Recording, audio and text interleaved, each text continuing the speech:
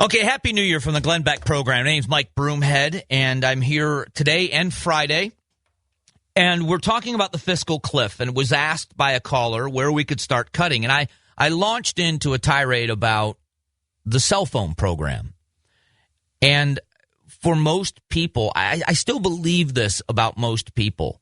I still believe the vast majority of people want to feel as if they've earned their way, whatever their way is. Whatever they have, they want to feel as if they've earned it themselves.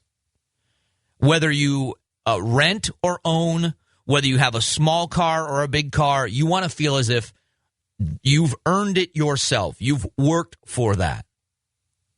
And I also believe that most people don't have envy of wealthy people.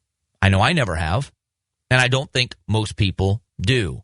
I have a theory about sports in America that there's a reason why sports is such a big deal, why we pay so close, and I'm guilty of it. I'm a big sports fan, and I love football, and I love the NFL. I'm a big college football fan. I'm a Miami Hurricanes fan, have been. I grew up in Southwest Florida, have been since Howard Schnellenberger was the coach.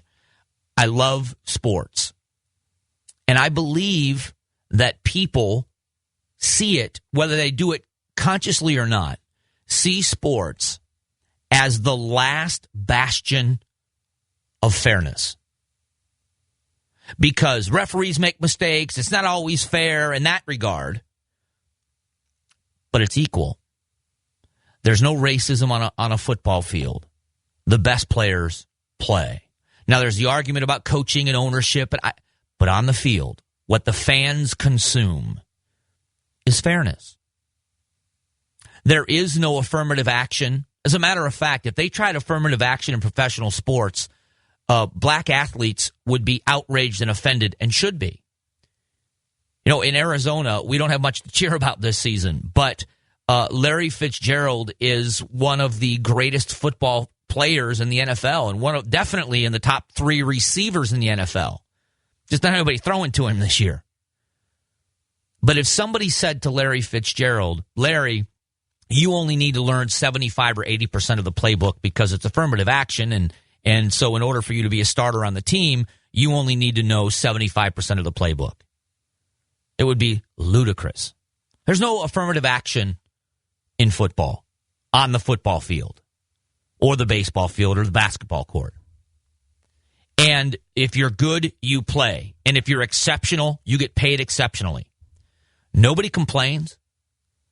I don't hear any NFL players complaining that the great players are getting paid more money, and as fans, we still consume the product. And my theory is that for us, for the fans, it's the last level playing field. And you go out there, and some teams have more money than others to spend. If you're a Yankees fan, they've got an unlimited budget. And if you're a Minnesota Twins fan, you realize you don't have an unlimited budget. But when you make a movie called Moneyball about a team that finds a way to find less expensive players and still compete and win, that's what American sports are all about. I think that's why we're such huge sports fans. It's the last level of fairness for us.